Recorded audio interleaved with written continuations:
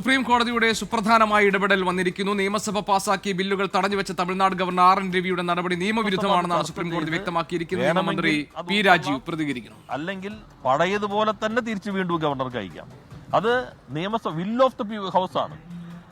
സഭയുടെ ആ വില്ലാണ് അതിനകത്ത് പ്രകടിതമാകുന്നത്.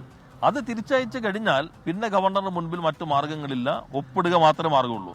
അത് വച്ച് മീട്ടുക എന്നതാണ് സ്വീകരിച്ചത്. അപ്പൊ അതിനും ഒരു മാസം, സാധാരണ ബില്ലുകൾക്ക് 3 മാസം. അത് വളരെ നല്ല നിലപാടാണ് സുപ്രീം കോടതി സ്വീകരിച്ചിട്ടുള്ളത്.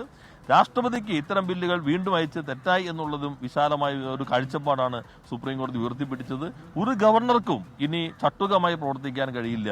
ഭരണഘടനാപരമായി തെരഞ്ഞെടുക്കപ്പെട്ട മന്ത്രിസഭയുടെ ഈ അഡ്വൈസ് അനുസരിച്ച് സഹായിക്കുക എന്ന കർത്തവ്യമാണ് ഗവർണർ നിർവഹിക്കേണ്ടതെന്ന ഭരണഘടനയുടെ അന്തസത്ത പൂർണ്ണമായും ഉയർത്തിപ്പിടിക്കാൻ കഴിഞ്ഞു എന്നുള്ളത് ഏറെ ശ്രദ്ധേയമാണ്.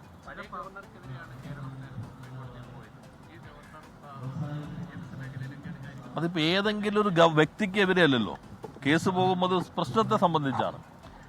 ഈ ചില ആളുകൾ ആ പ്രശ്നം സങ്കീർണമാകുന്നു. നേരത്തെ അദ്ദേഹം കരുതിയിരുന്നത് ഞാൻ ഇതിന്റെ മുകളിൽ അടയിരുന്നാൽ പിന്നെ ആർക്കൊന്നും ചെയ്യാൻ കഴിയില്ല, ഒപ്പിടുന്നില്ല, ഒപ്പിടാനായിട്ട് ഭരണഘടന സമയം പറഞ്ഞിട്ടുണ്ടോ എന്നായിരുന്നു ചോദ്യം ഉണ്ടായിരുന്നത്. ഇപ്പൊ ഭരണഘടനയെ ഒന്നുകൂടി വികസിതമാക്കി. ഇപ്പൊ ഇത് ഭരണഘടനയുടെ ഒരു തുടർച്ചയായി മാറി.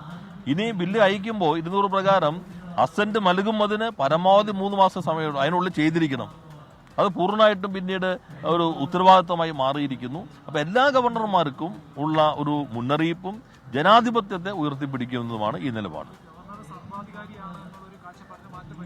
ജനാധിപത്യമാണല്ലോ. അതുകൊണ്ട് ഞങ്ങൾ നേരത്തെ പറഞ്ഞല്ലോ, ഇന്ത്യ റിപ്പബ്ലിക് ആയി ഭരണഘടന അംഗീകരിച്ചു എന്നതുപോലെ അറിയാത്ത രൂപത്തിലായിരുന്നു കഴിഞ്ഞ ഗവർണർ പ്രവർത്തിച്ചുകൊണ്ടിരുന്നത്. തമിഴ്നാട് ഗവർണറും അങ്ങനെ തന്നെയാണ്. ഭരണഘടന, ഞാൻ അദ്ദേഹത്തെ ഇരിക്കുന്ന വേദിയിൽ തന്നെ ഒരു ഘട്ടത്തിൽ ഭരണഘടനയുടെ കാര്യം സൂചിപ്പിക്കുകയുണ്ടായി. അപ്പൊ ഭരണഘടനയ്ക്കകത്ത് കൃത്യമായി പറഞ്ഞിട്ടുള്ള കാര്യങ്ങളാണ് ഇപ്പൊ സുപ്രീം കോടതി. നിയമമന്ത്രി പി രാജീവ് സുപ്രീം കോടതി വിധിയുടെ പശ്ചാത്തലത്തിൽ സംസ്ഥാന സർക്കാരിന്റെ കൂടി വിഷയങ്ങൾ പരിഗണിച്ചുകൊണ്ട് അദ്ദേഹം പ്രതികരിക്കുകയായിരുന്നു.